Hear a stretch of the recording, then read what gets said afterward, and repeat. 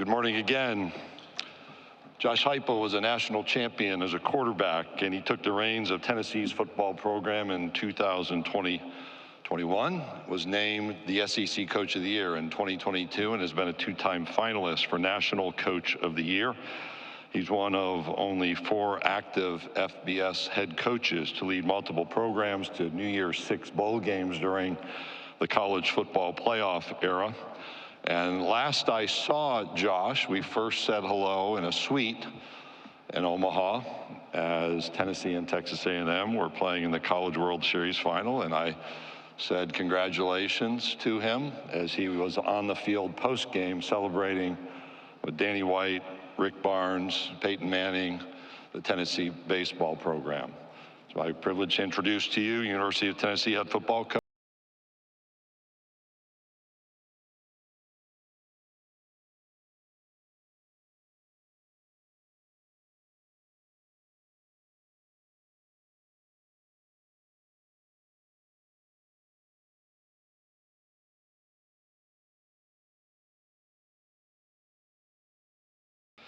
Great to see everybody. Hope everybody enjoyed their extended long vacation here over the course of the summer.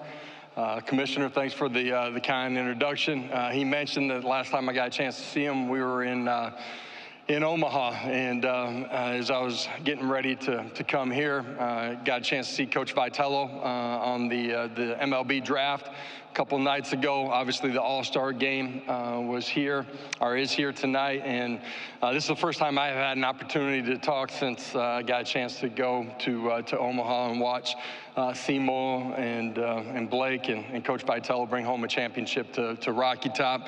What an unbelievable experience, opportunity to watch the game with Coach Barnes, Danny, our athletic director, get a chance to be on the field and celebrate that moment.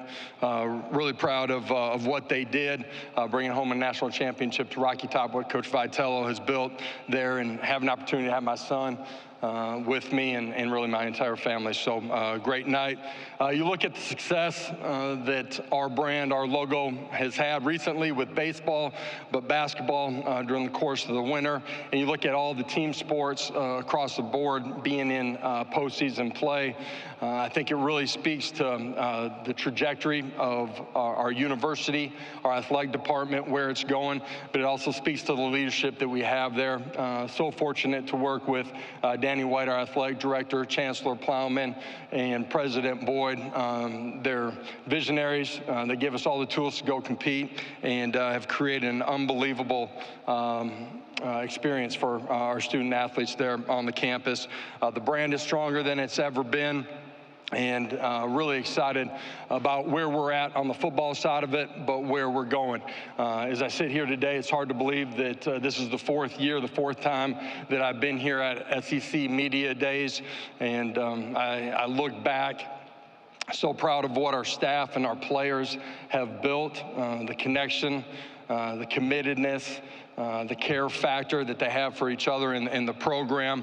20 wins over the last couple of years, top 3 in the league, the best that it's been in 20 years on Rocky Top. As good as it's been, the future is extremely bright, and we're in a race to get where we need to extremely quickly. Proud of the culture that we've built. I mentioned that a second ago. We got unbelievable players that care about the people around them and attack every single day the right way. And they do it right on the field, they do it right in the meeting room, but they do it right in the classroom as well, and in our community. As you look at us academically, we've shattered every record over the last 3 years, have reset that record for fall term GPAs. I think we had 63 individuals that were recognized by the conference at the end of the regular season, and we're fortunate enough to have some of those guys here with us today. We got 3 really special individuals that are with us today.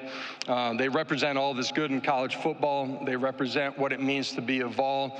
I take great pride in that we could have had a lot of different players come with us here to Dallas and have an opportunity to speak with you.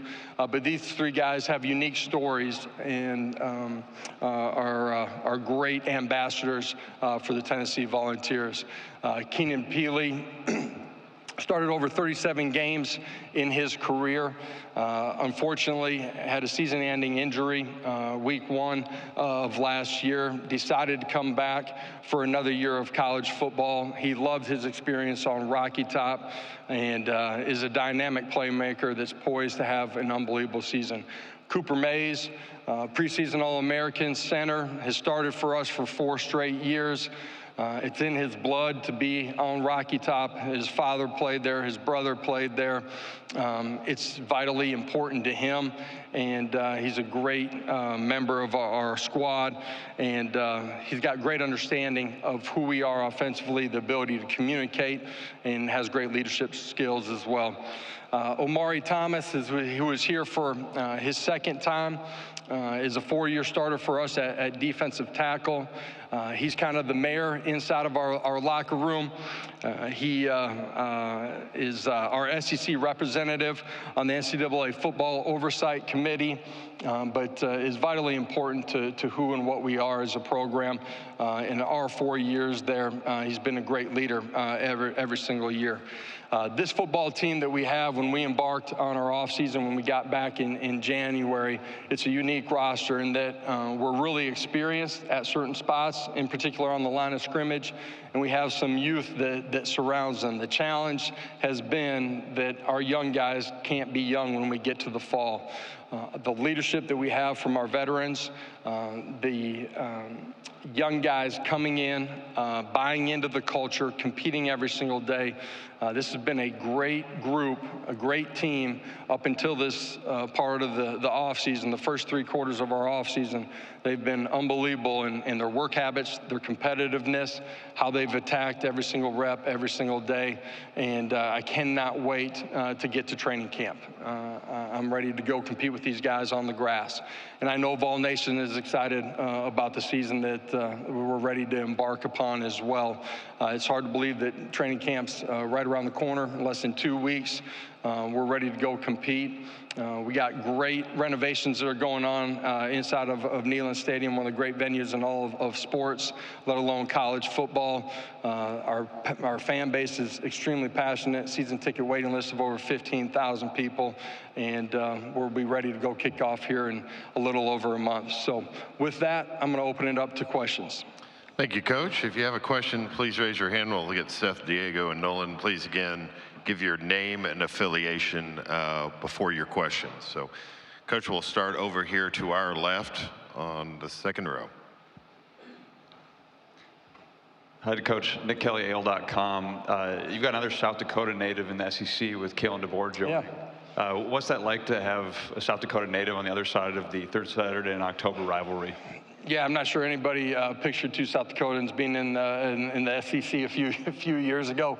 Kalen's somebody that I've known for a long time. I was a little bit younger, watched him as an athlete, and then through our coaching paths have crossed and stayed in contact at different times. Excited to have him in the league. Great person, great coach, and we'll be ready for Saturday in October. Coach, we'll go down the center aisle about 3/4 of the way back. Coach Billy Jones, George Plaster Show, Nashville, Tennessee. Last year you talked about, as your program progresses, inches become harder to move than miles. I'm curious how you thought your team did in moving those inches. If not, what can you do to do that better this season? Yeah, if I said miles, I'm not sure that miles might have been right. Certainly maybe feet or yards. I'm really proud of a lot of what we did last year. Us, finishing New Year's Day Bowl, a win, the 20 wins over the last 2 years, most of that Tennessee's had in the last 2 decades. At the same time, that's obviously not the standard for where we want to get to. But proud of the steps that we took. We had some setbacks on some Saturdays, but that's why you get up, line up, and go compete every single day to go be your best. And this group's been fantastic. I'm really excited about the future of who and what we're going to be. When I took this job 3 years ago, everybody can go back and kind of research, what we were embarked on as far as challenges and how we had to navigate those. And we're at the point now where we're almost free and clear of navigating all of those things. Our roster is, the deepest that it's been by far. And inside of this league, that's important as you go through the season. I couldn't be more excited about going and lining up with this group this fall. Coach will go in the section just in front of you to the right. Coach, Emily Grace McWhorter from the next round. You and Coach Halsley are familiar with Oklahoma. Is there anything you're looking forward to, particularly when you travel to Norman this September? Yeah, first time that I will have been back. It will be unique for myself to be on the other sideline. Obviously, there's been a lot of Saturdays where I was on the home sideline. But there's so many, great teammates, friends that will be there. Got great respect for the university, the program. A lot of friends that are coaching on the opposing sideline that day. Former teammates that will be coaching on that opposing sideline too. So it'll be unique to be back there, but excited to be there. Okay, we'll go back over here to our left-hand side, 4 rows. Hi, Travis Brown, KBTX.com. What have you liked and not liked about the helmet communicators in your practice time with them? Practice communication, being able to take that to game day, quickest, most efficient, effective way to communicate with somebody on the field. Gives you a chance to solve some of the problems in an immediate way. I think the thing that the players would say is there's times where they want to turn the headset off and eliminate some of that communication. So I think as coaches, you always got to be smart in how much information you're actually giving them. Okay, we'll go down that center aisle again in the section in front of me. Brandon Ogden, Tyler Morning Telegraph.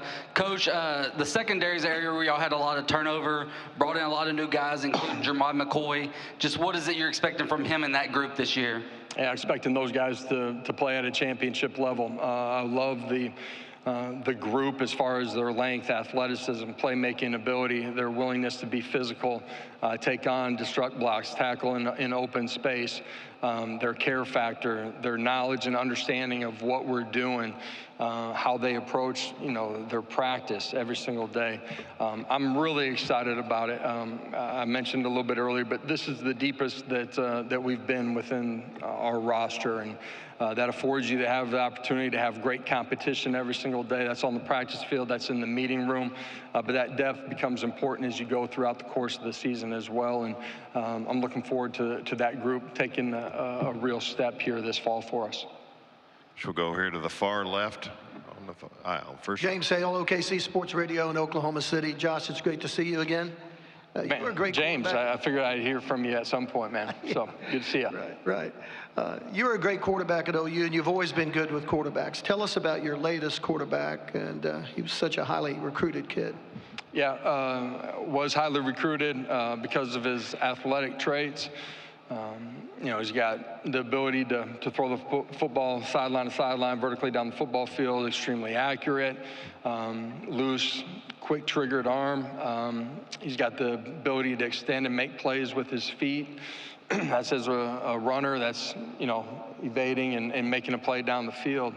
The thing that I've loved about Nico is, when he came into the building, he wanted to earn the respect of his teammates, and you do that through your actions, not your words. Everybody understands how hard he works to become the best that he can at his craft.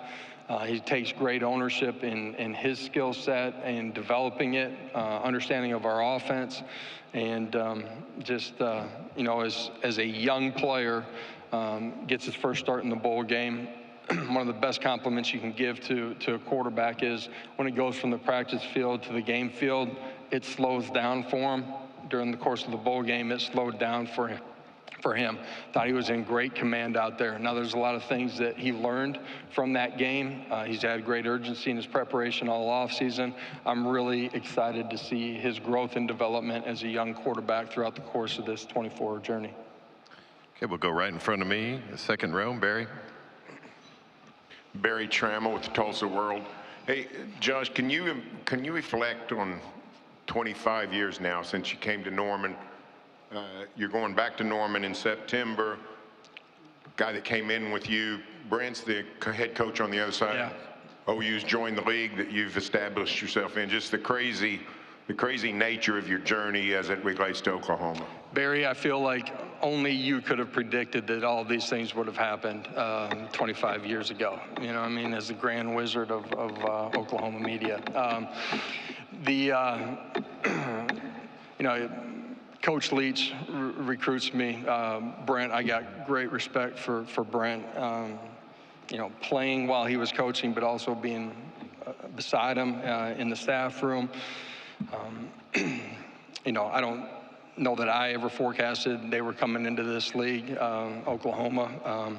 It's just, those are two really good brands coming in. Obviously, Oklahoma, my experience there. I think it's an exciting time to be in this league, and really unique that I'll have an opportunity to go back to Oklahoma. It'll be a completely different viewpoint that Saturday afternoon or evening, whenever the game is. But it'll be unique for me. I got family that still lives back there. A lot of friends, teammates, you know, still, you know, coaches that I stay in contact that coached me while I was there, and obviously administration too. So it'll be a unique Saturday. We'll go stay in this section in front of me over here on the left aisle. Connor O'Gara, Saturday Down South. Josh, why did you ultimately not bring Nico Iamaleava here? Man, it's not about why I didn't bring Nico. It's about why the three guys that I talked about earlier are here. And these are guys that are in 6-year plus that have unique stories and are great ambassadors, but great leaders inside of our program. And felt like, you know, in our track record, my track record of who we've brought here, we've brought veteran guys. And so it's not about Nico, it's about, you know, these three guys, why we made that choice. Okay, we'll stay in that same section on the right aisle. Hey, Coach, Chris Phillips, SEC Unfiltered. Chris Brazel's a guy who's gotten a lot of hype this offseason, the Tulane transfer. Just talk about what makes you so excited about him, and then the rest of that wide receiver group, the luxury it is to help a young quarterback with some of the talent you've got in that room. It's always a luxury as a quarterback to have guys that have the ability to separate, create bigger windows, that have length to go up and attack the football, have the skill set to defeat press at the line of scrimmage, let you get the ball out of your hands, not sit back there and take a bunch of hits. Chris is somebody that has got a lot of talk about because of what he's done on the field. Been a great teammate, but he's been a dynamic playmaker up until this point as we went through spring ball. And his best is still coming. He's continued to grow and mature physically. Just his strength, explosiveness, size to his frame, what he's done, you know, since he got there in January. Really excited about him and looking forward to having a great training camp with him. Coach, we'll go over to our right-hand side, about 3/4 of the way back. Yeah, Dean Blevins, News 9, Oklahoma City. Josh, back on Nico, it sounds like the learning curve that you're expecting that him to hit the ground running, and it's not going to be any wait till mid-season to gain your form. Is that accurate? Well, I should certainly hope not. You know what I mean? We want him to hit the ground running. He's a young quarterback. Played really well in the bowl game. He's going to continue to grow through all of his experiences here throughout the course of the season. He's only going to continue to get better from all of those. But we expect him to play at a really high level from the very beginning, and we need that from him. Okay, we'll go in the center aisle, straight down the aisle, right there in the center. Hey, Josh, Trey Wallace with Outkick. The relationship with Tony Vitello and how you've been able to use the baseball program to kind of cross-recruit with football. What has that been like for the last 3 years, and how have you used Vitello to maybe land a few players on y'all's roster? You know, at times there's baseball, football guys that you're recruiting, so having a clear dialogue with him, I think is really important, him and his staff. But I think one of the great things, when it's going good all year long as far as your logo being in front of recruits. And so what Coach Vitale has done on the baseball side of it, or Coach Barnes has done on the basketball side of it, those are great experiences for recruits when they come to campus. They get a small taste of what Vol Nation is like and what game days are going to be like in front of 102,000 inside of Neyland Stadium. Okay, we'll go over to our right, Coach, on the near over to the right side. Hey, Coach. Steve Moulton, WZZN out of Huntsville, Alabama. I did want to ask about building a program, and you've done it at a couple of places. That was Central Florida and now at Tennessee. With the portal and all the portal that entails, is it easier, harder to build a program how you'd like to? Well, I think, you know, the portal has positives and negatives within your own roster, right? You lose some, you gain some. The portal gives you the ability to go patch holes on your roster quicker than it could happen just through general high school recruiting.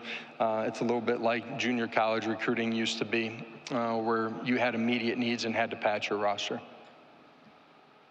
Going to the center aisle, about 3/4 of the way back, right in front of the camera.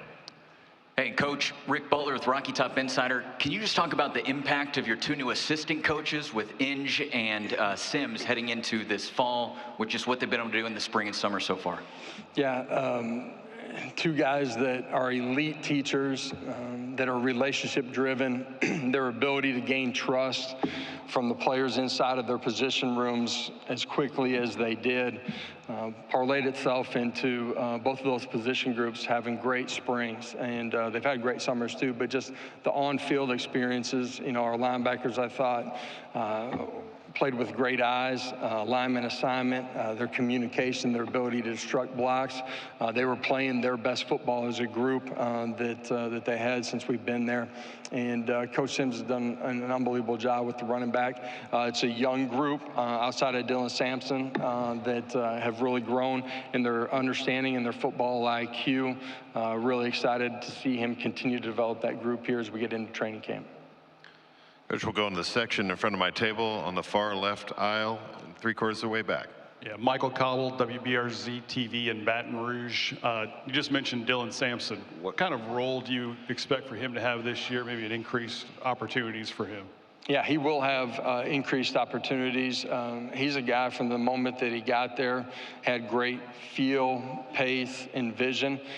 He's done a great job with the ball in his hands and out of his hands. He's become a really good pass protector. He's got the ability to help you in your return game as well. After his freshman year, his ability to impact his teammates, Dylan's one of the strongest leaders that we have inside of our locker room. Just a dynamic personality that isn't afraid to call on his teammates and make sure that they're meeting the standards. He's going to have a great year for us. We'll go back over to the left-hand side in the orange.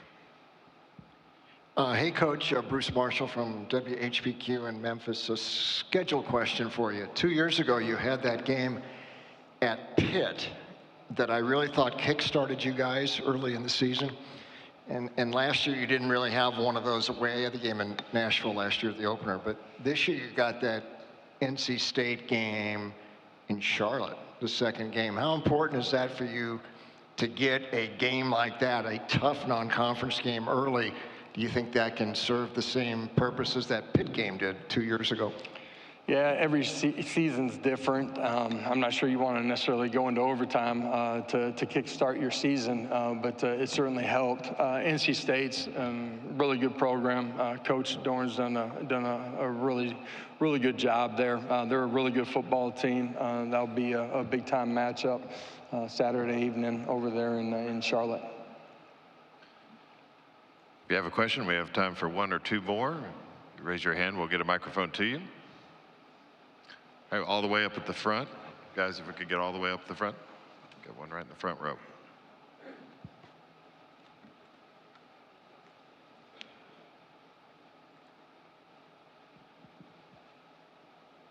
Hey, Josh, Tom Murphy, Arkansas Democrat. It's been a few years since you've been to Fayetteville. They're on the schedule this year. Just your thoughts about preparing for that game. Yeah, always a great venue. Fan base is extremely passionate, and early conference game on the road. Know that that'll be a big test when we get to that Saturday. Go right behind, second row, Jen.